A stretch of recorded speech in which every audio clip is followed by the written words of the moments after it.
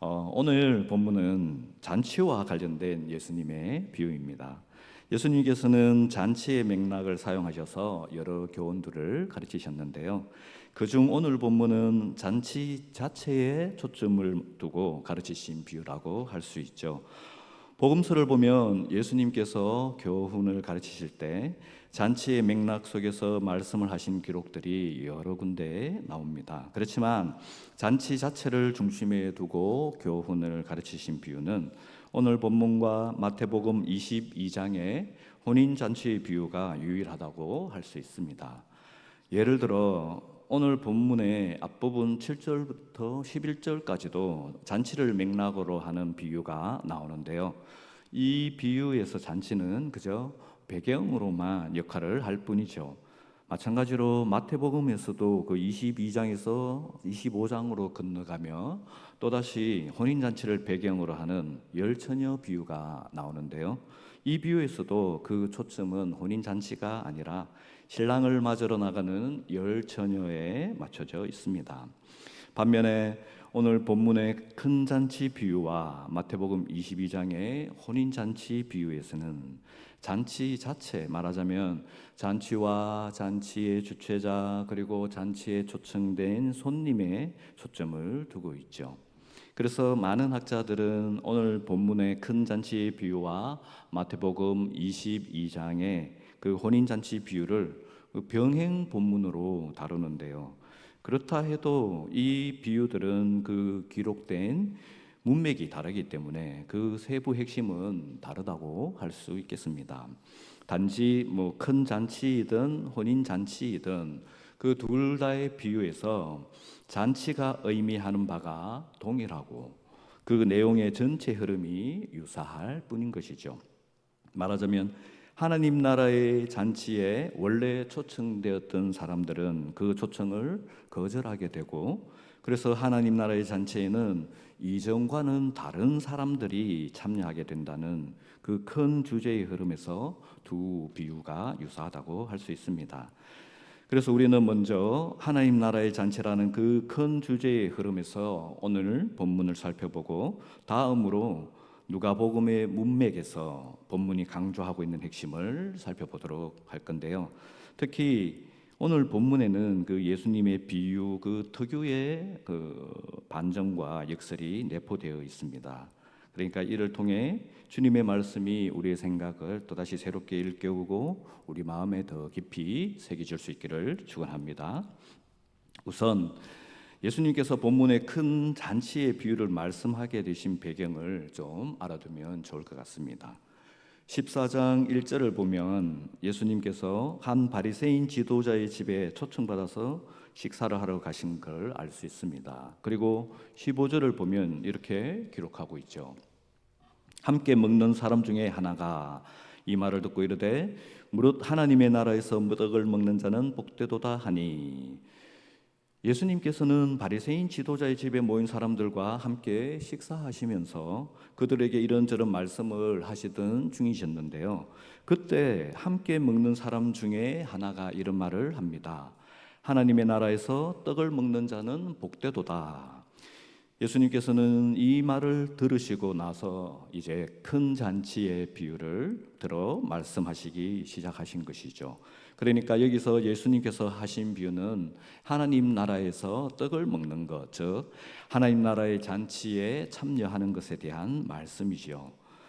하나님 나라의 잔치에 참여한다는 것은 하나님의 임재와 주님의 통치 가운데 거하는 것을 의미하는데요. 이를 잔치로 비유하는 것은 그 하나님의 임재와 주님의 통치 가운데 거할 때 우리가 누리게 되는 기쁨과 만족을 분명하게 보여주기 위한 것입니다. 우리가 잔치에 가면 먹고 마시고 즐기며 또 서로 기쁘게 교제할 수 있는 것처럼 하나님의 임재와 주님의 통치 가운데 거하는 것도 그러한 하나님 나라의 잔치로서 기쁨과 만족이 있다는 겁니다. 그런데 여기서 중요한 사실 한 가지를 생각해 볼 필요가 있습니다. 그것은 예수님께서 바리새인 지도자의 집에 초청되어 식사를 하실 때 그 집에 모여 함께 식사하며 예수님의 말씀을 듣고 온 이들 중 거의 대다수가 바리새인들이었을 거라는 사실입니다. 그리고 그런 바리새인들 중에 하나가 하나님의 나라에서 떡을 먹는 자는 복되도다라고 말했던 건데요. 문제는 당시 바리새인들은 하나님의 나라가 전적으로 마지막 종말의 때에 임할 것이라고 생각했고, 그런 하나님 나라의 잔치에 참여할 자는 자신들과 같이 선택된 유대 백성이라고 믿고 있었다는 겁니다. 그래서 17장으로 넘어가서 20절과 21절을 보면 하나님의 나라가 임하는 때에 대한 바리새인들의 질문과 예수님의 대답이 기록되어 있는데요. 우리 다 함께 같이 읽어보면 좋겠습니다. 바리새인들이 하나님의 나라가 어느 때에 임하나이까 묻거늘 예수께서 대답하여 이르시되 하나님의 나라는 볼 수 있게 임하는 것이 아니요 또 여기 있다 저기 있다고도 못하리니 하나님의 나라는 너희 안에 있느니라. 아멘. 바리새인들이 하나님의 나라가 어느 때에 임하는지, 그러니까 하나님의 나라의 그 잔치가 열리게 될 그들의 이제 관점에서는 마지막 종말의 때가 언제인지 예수님께 질문합니다. 이에 대해 예수님께서는 이렇게 쭉 말씀하는, 결론적으로 하나님의 나라는 너희 안에 있다고 말씀하시죠. 그런데 이 말씀에서 우리가 눈여겨봐야 할 부분이 있다라는 동사인데요. 이 동사가 미래를 의미하지 않고 현재를 가리키고 있다는 사실입니다. 말하자면 예수님께서 바리새인들에게 대답하고 계시던 그 당시 현재에 이미 하나님의 나라가 임하고 있었다는 말씀인 것이죠. 우리가 잘 알다시피 예수 그리스도를 통해서 하나님 나라가 이 땅 가운데 이미 임하고 있었다는 그런 말씀인 것이죠. 그래서 보통 흔히 표현하기를 하나님의 나라는 already but not yet이라고 하지 않습니까? 예수 그리스도께서 초림하셨을 때 already 이미 하나님의 나라가 이 땅 가운데 임하였지만 but 그 완성은 not yet 아직 이루어지지 않았고 예수 그리스도께서 재림하실 때 이 땅 가운데 이루어질 것이라는 것이죠. 예수님께서 이 땅에 오심으로 그리고 성령을 주심으로 하나님의 임재와 주님의 통치가 우리 가운데 시작되었고 이제 그 완성을 향해 나아가고 있다는 건데요. 그러니까 하나님 나라의 잔치도 이미 시작되었고 이제 그 절정을 향해 나아가고 있다고 할 수 있는 것이죠. 그런 점에서 하나님 나라의 잔치에 참여하는 것도 바리새인들의 믿음처럼 선택된 유대인으로서 잔치의 초청을 받은 자이기 때문이 아니라 예수 그리스도 안에서 이미 시작된 그 잔치에 대한 주님의 초청에 반응함으로써 참여하게 되는 것이죠. 그러니까 오늘 본문의 비유는 먼저 이러한 점들을 염두에 두고서 살펴볼 텐데요. 16절과 17절부터 한번 보겠습니다. 이르시되 어떤 사람이 큰 잔치를 베풀고 많은 사람을 청하였더니 잔치할 시각에 그 청하였던 자들에게 종을 보내어 이르되 오소서 모든 것이 준비되었나이다 하매. 조금 전까지 설명드렸던 관점으로 방금 읽은 구절을 보면 어떤 사람은 그리스도를 의미합니다. 그러니까 그리스도께서는 큰 잔치, 즉 하나님 나라의 잔치를 준비하시면서 많은 사람을 초청하셨는데요. 이제 잔치의 준비가 끝나고 잔치를 시작할 때가 되었기 때문에 이전에 초청했던 모든 사람들을 불러 모으시는 거죠.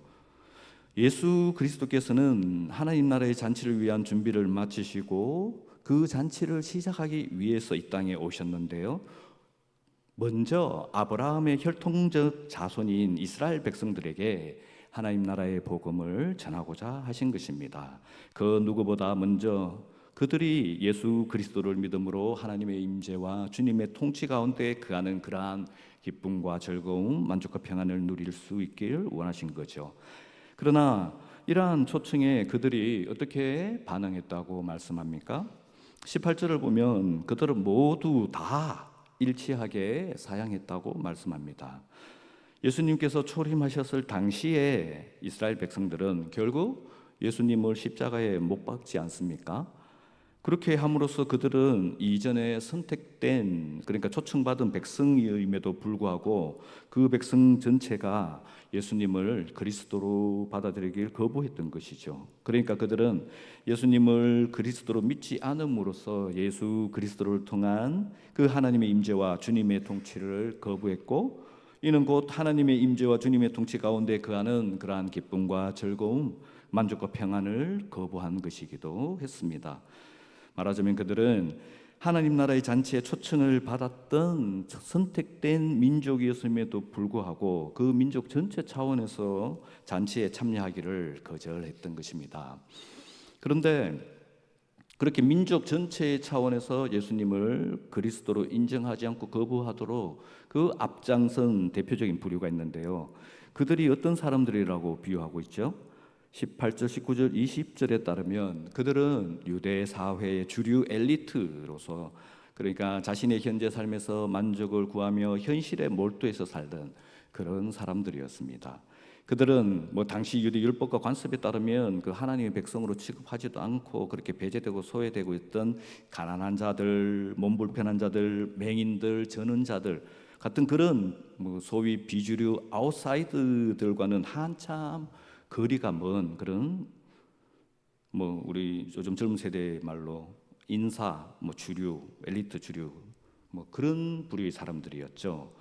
그래서 그들은 유대의 엘리트로서 부와 명예를 누리며 그들이 진짜 하나님께 선택받은 백성이라고 스스로 믿고 있던 그런 자들이었습니다.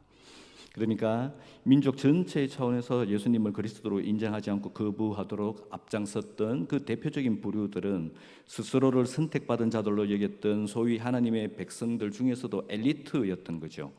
그렇게 예수 그리스도를 통한 하나님의 임재 또 주님의 통치를 거부하고 또 그 가운데 있는 그 희락과 평강을 거부했던 자들은 세상에서 부와 명예를 누리고 세상에 몰두해서 살던 그런 사람들이었습니다. 그렇게 예수 그리스도 안에서 준비된 하나님 나라의 잔치를 거절했던 자들은 다름 아닌 이스라엘 신앙 공동체의 주류 엘리트라고 할 수 있습니다. 그래서 주님께서는 그런 주류 엘리트들의 거부와 거절에 대해 다음과 같이 말씀하시는데요. 21절에서 23절까지입니다.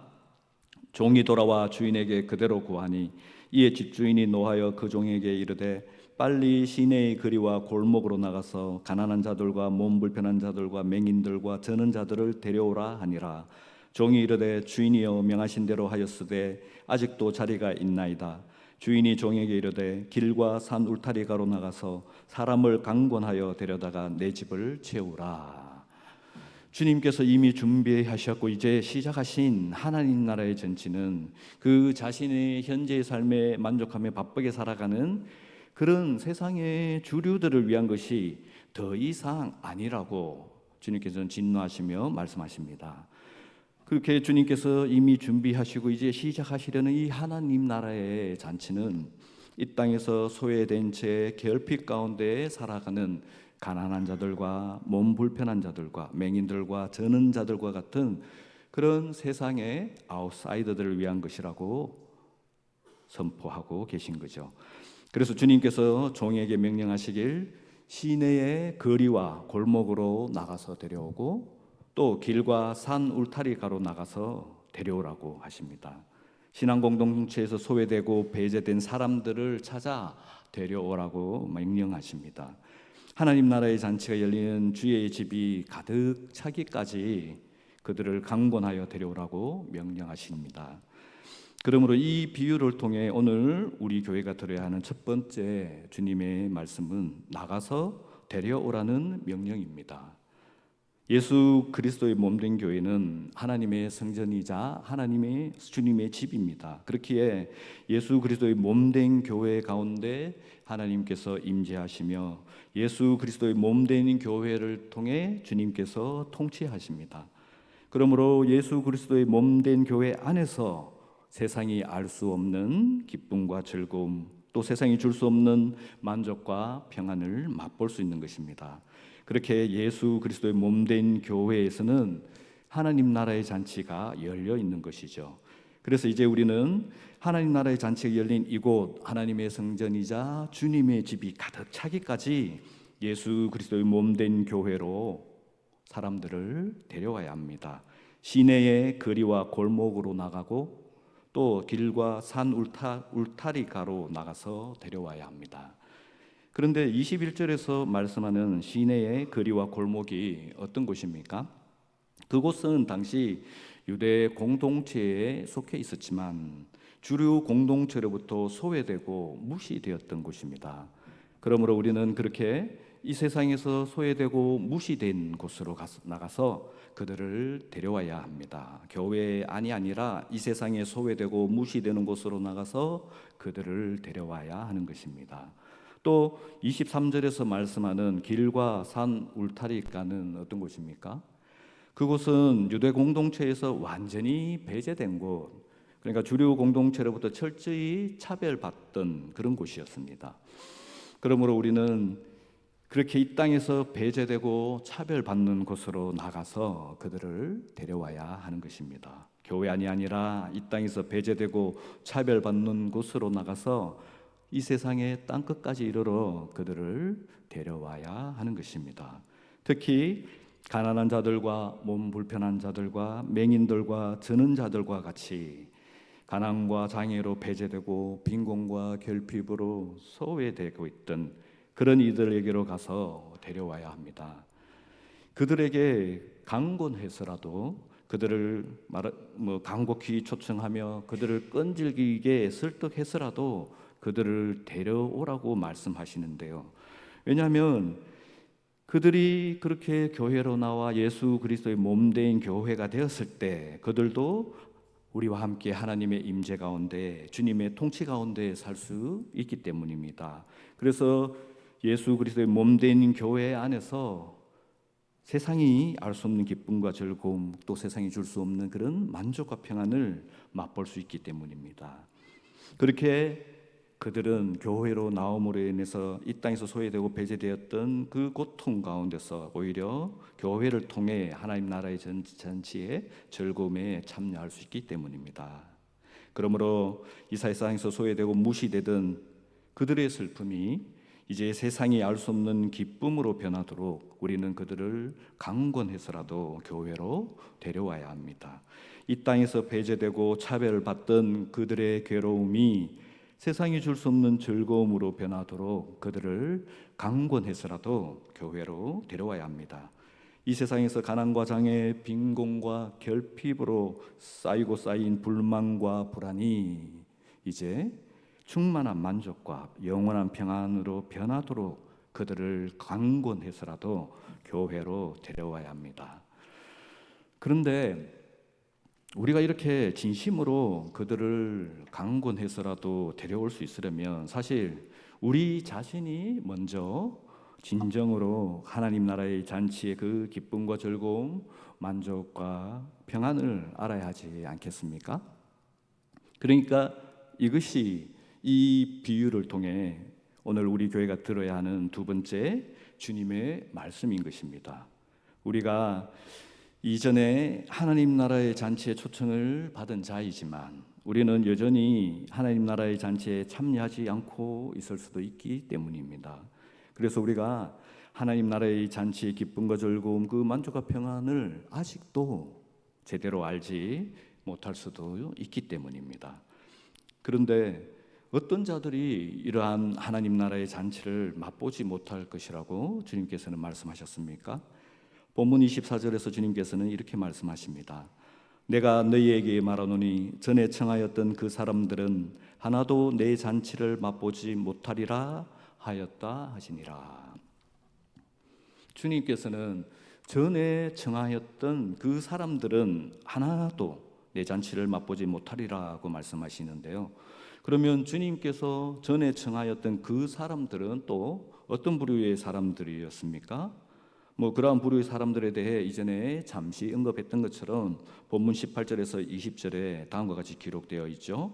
같이 한번 읽어보면 좋겠습니다. 다 일치하게 사양하여 한 사람은 이르되 나는 밭을 샀음에 아무래도 나가 보아야 하겠으니 청컨대 나를 양해하도록 하라 하고 또 한 사람은 이르되 나는 소 5겨리를 샀음에 시험하러 가니 청컨대 나를 양해하도록 하라 하고, 또 한 사람은 이르되 나는 장가 들었으니 그러므로 가지 못하겠노라 하는지라. 그런 사람들은 뭐 한마디로 자신의 현재의 삶에서 기쁨과 만족을 추구하며 현실에 몰두해서 사느라 뭐 주님의 잔치에는 관심도 없고, 그래서 그 기쁨과 즐거움, 그 만족과 평안을 알려고도 하지 않는 그런 부류의 사람들입니다. 그런 부류의 첫 번째 예는 밭을 사고 살펴보는 일에 몰두해 있는 경우입니다. 여기서 한글로 밭이라고 번역된 헬라어는 아고스인데요. 이 단어는 뭐 우리가 뭐 밭이라고 하면 쉽게 떠올리는 그 면마지기라고 하나요? 그 면마지기 수준의 그런 밭대기를 가리키는 말이 아닙니다. 이 밭이라고 번역된 그 아고스는 그 넓은 그 평야를 떠올리게 하는 그런 대지를 의미하는 말입니다. 그러니까 첫 번째 경우는 그런 대지를 사고 팔로 다니는 사람으로, 그 당시에 그 부재 대지주라고 표현하죠. 뭐 부재 대지주라고 할 수 있는데, 뭐 오늘날로 뭐 말하자면 뭐 여러 빌딩을 가진 건물주, 뭐 그 정도로 생각할 수 있는 것이죠.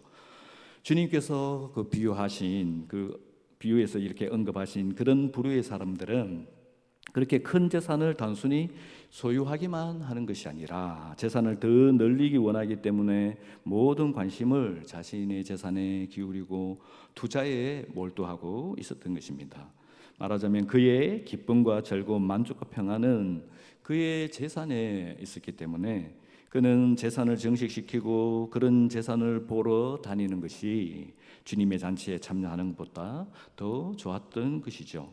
그래서 주님께서는 이 비유를 통해 그와 같은 자들은 하나도 주님의 잔치를 맛볼 수 없다고 오늘날 우리에게 경고하시는 것입니다. 다음 두 번째 그런 부류의 예는 소 5겨리를 사서 시험하느라 바쁜 경우입니다. 당시 그 소 5겨리는 약 12만 평 정도의 농사를 위해 필요한 것이었는데요. 평범한 농부가, 일반적인 농부가 경작했던 땅이 5천 평 정도였던 걸 감안하면 이 사람은 그 일반적인 그 경작지의 거의 25배에 달하는 그런 농사를 짓고 있었음을 알 수 있죠. 아마도 그런데 그는 처음부터 소 5겨리로 농사를 짓지는 못했을 겁니다.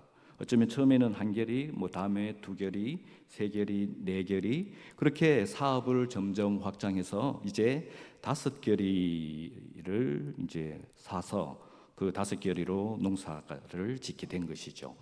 그는 그렇게 자신의 사업을 확장해 오면서 그의 모든 관심을 성공에 두고 오직 성취에만 몰두하고 있었던 것 같습니다. 그러니까 그에게는 이 세상에서의 성공이 기쁨과 즐거움이었고 또 자신의 사업의 성취가 만족과 평안이었습니다. 그래서 그는 주님의 잔치에서만 맛볼 수 있는 그 세상이 알 수 없는 기쁨과 즐거움을 결코 알 수 없었고 또 세상이 줄 수 없는 만족과 행복을 결코 얻지 못했던 것입니다. 그래서 주님께서는 이 비유를 통해 그와 같은 자들 또한 주님의 잔치를 맛볼 수 없다고 오늘날 우리에게 경고하시는 것이죠. 이제 마지막 세 번째는 장가 들었기 때문에 바쁜 경우인데요. 그와 같은 사람에게는 가족과 가정이 최우선이었던 것이죠. 그런데 이런 경우는 상대적으로 그렇게 잘못되어 보이지는 않습니다. 아니 어떤 면에서 그는 가정의 의무에 충실하게 뭐 정당한 선택을 한 것 같기도 합니다. 왜냐하면 가정은 예수 그리스도께서 이 땅에 오셔서 교회를 세우기 이전에, 그러니까 그 교회의 원형, 그 모델이라고도 할 수 있기 때문입니다.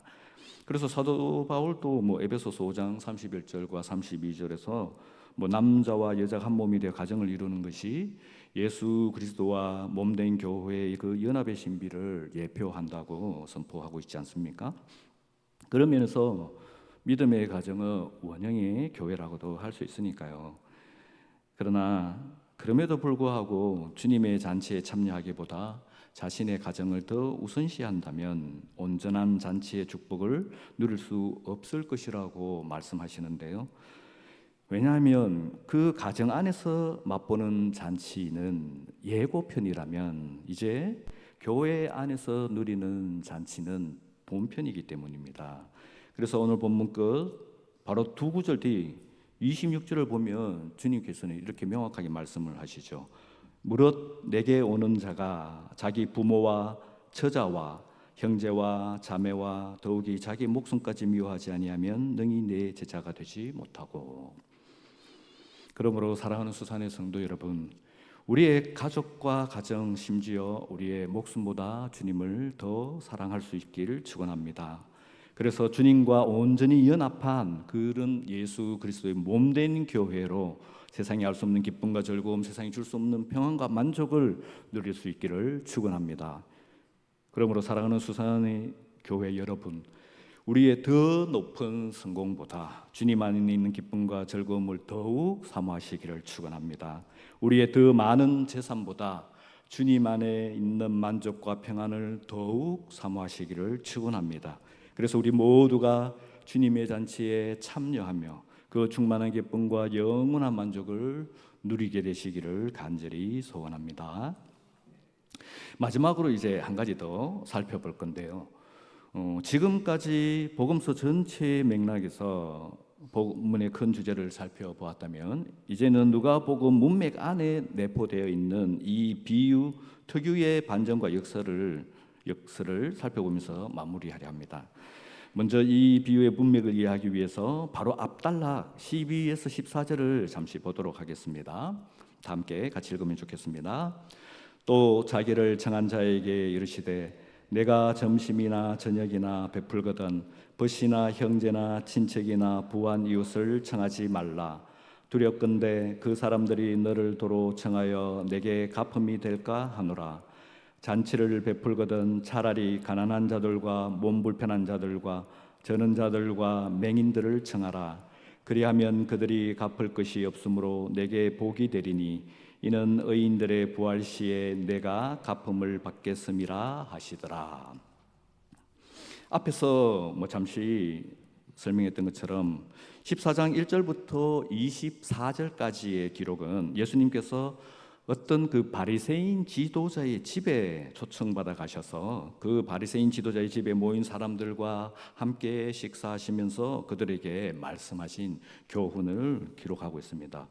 그런데 방금 읽었던 12에서 14절을 보시면 그 자리에서 예수님께서는 자기를 청한 자, 그러니까 예수님을 초대했던 그 바리새인 지도자에게 잔치를 베풀거든 벗이나 형제나 친척이나 부한 이웃을 청하지 말고 가난한 자들과 몸 불편한 자들과 저는 자들과 맹인들을 청하라고 하시는데요. 왜냐하면 그리할 때 의인들의 부활 때에 갚음을 받을 수 있기 때문에라고 말씀하시죠. 그런데 그때 이제 오늘 본문 15절에 기록된 것처럼 함께 먹는 사람 중에 하나가 이 말을 듣고 이르되 무릇 하나님의 나라에서 떡을 먹는 자는 복되도다라고 합니다. 그 의인들의 부활 시에 갚음을 받는다는 것은 곧 그 사람이 이해했던 것처럼 다르게 말해서 하나님 나라의 잔치에 참여한다는 것을 의미하는 건데요. 이 말을 들은 예수님께서 이제 오늘 본문의 큰 잔치의 비유를 그들에게 말씀하신 거죠. 이렇게 이 문맥에서 큰 잔치의 비유를 보게 되면 잔치를 베푼 어떤 사람은 바로 예수님을 초대했던 그 바리새인 지도자와 같은 그 유대 공동체 내에 부유한 엘리트의 그 주류 계층을 가리키고 있다는 것을 알 수 있습니다. 여기에 그 반전과 역설이 숨어 있는 것인데요. 이 비유 속에 등장한 유대 엘리트 계층의 그 잔치의 주인이 처음에는 자신과 같은 주류 계층의 벗이나 형제나 친척이나 부한 이웃을 초청했지만 결국 나중에는 가난한 자들과 몸 불편한 자들과 저는 자들과 맹인들과 같이 유대 공동체에서 소외되고 배제되었던 사람들을 초청하게 되잖아요. 그러니까 비유에 나오는 그 잔치의 주인은 그 방금 읽었던 바로 앞선 그 단락에 12절에서 14절의 이 단락에서 예수님이 그 바리새인에게 권면했던 그 바리새인 지도자에 권면했던 그대로 행하게 된 샘플인 거예요. 그렇게 다른 말로 표현하자면 새롭게 완전히 변화된 그런 사람인 것이죠. 그래서 이 비유에는 그 잔치의 주인이 원래 부유한 엘리트 계층의 사람임에도 불구하고 하나님 나라의 잔치를 거부하고 거절했던 다른 주류 엘리트들과는 달리 하나님 나라의 잔치에 참여하게 된 사람이라는 암시가 담겨 있는 거죠. 복음서 전체의 맥락에서 본문의 큰 주제만을 초점으로 보면요, 본문의 비유에서 하나님 나라의 잔치에 참여하는 자들은 가난과 장애, 빈곤과 결핍 그런 등으로 고통받는 그 사회적인 비주류 계층들만 있는 것 같잖아요. 그러나 누가복음의 문맥에 초점을 맞춰 본문의 비유를 보면 하나님 나라의 잔치에 참여한 자들 가운데는 사회적으로 부유하고 성공한 주류 엘리트 계층들도 또한 있다는 걸 말씀해주고 있죠.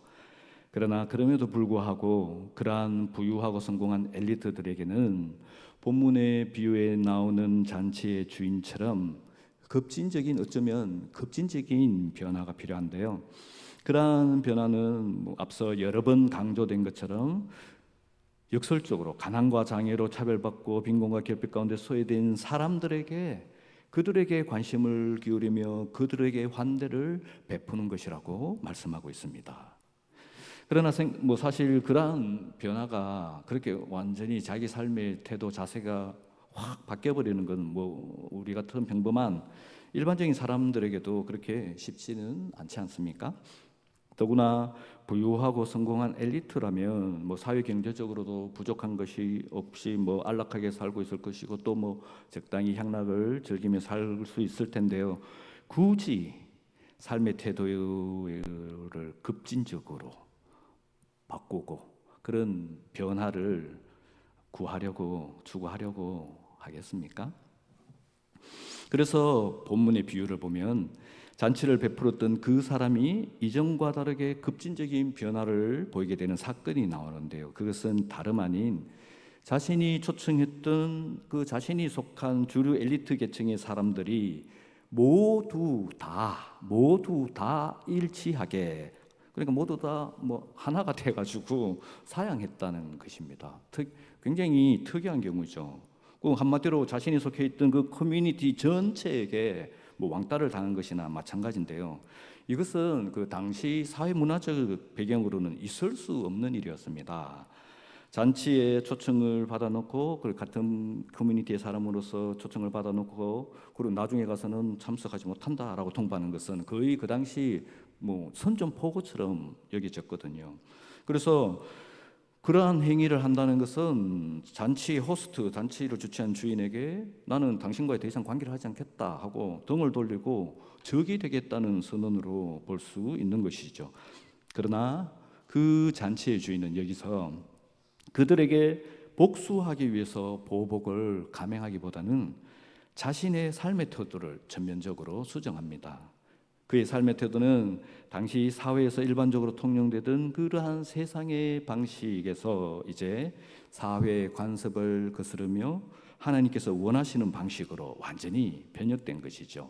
그렇게 그는 자신과 같은 그 주류 엘리트 계층의 사람들을 자기 잔치에 초청하는 것이 아니라 이제 가난과 장애로 차별받고 빈곤과 결핍 가운데 소외된 사람들에게 그의 관심과 환대를 베푸는, 그렇게 새롭게 변화된 삶을 사는 사람이 된 것이죠.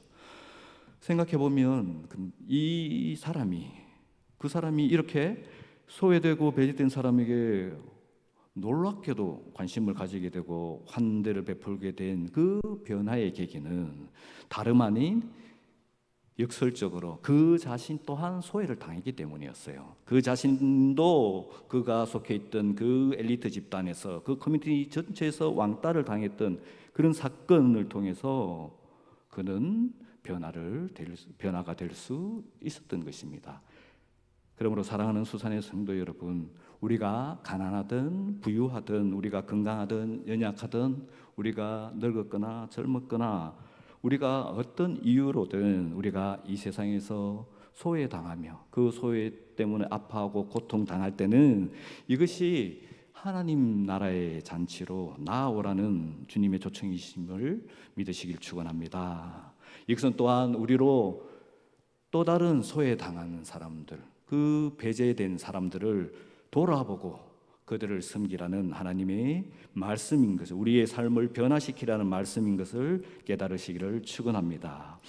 그래서 우리가 육체의 질병과 정신적 상처 때문에 소외당하며 고통받을 때 하나님 나라의 잔치의 평강을 소망하며 교회로 예배로 나올 수 있기를 축원합니다. 그래서 우리가 경제적 어려움과 또 관계의 문제 때문에 소외당하며 고통받을 때 하나님 나라의 그 잔치의 희락을 소망하면서 교회로 예배로 나올 수 있기를 축원합니다. 기도하겠습니다. 하나님 아버지, 오늘 이 시간에도 저희들은 교회로 예배로 모였습니다. 그리고 오늘도 주의 말씀을 보고 주의 음성을 들었습니다. 하나님 아버지, 오늘도 저희에게 말씀하신 대로 저희에게 이루어지게 하여 주시옵소서. 아버지, 저희 가운데 하나님께서 임재하시며 저희를 통해 주님께서 통치하여 주시옵소서. 그래서 저희의 삶 속에 더욱 온전한 하나님 나라가 임하게 하여 주시옵고 저희도 더욱 온전히 그 나라의 잔치에 참여하게 하여 주시옵소서. 그래서 우리가 살아가는 그 날들 동안, 특별히 이번 남은 주간에도 그 나라의 희락과 평강을 맛보며 누릴 수 있게 하여 주시옵소서. 하나님 아버지, 또한 저희들이 그 나라의 희락과 평강이 필요한 사람들을 기억하고 그들을 찾으며 그들에게 나아가서 그들에게 하나님 나라의 복음을 전하게 하여 주시옵소서. 그래서 그들을 예수 그리스도의 몸된 교회로 초청하고 환대하며 섬길 수 있게 하여 주시옵소서. 예수 그리스도의 이름으로 기도드립니다. 아멘.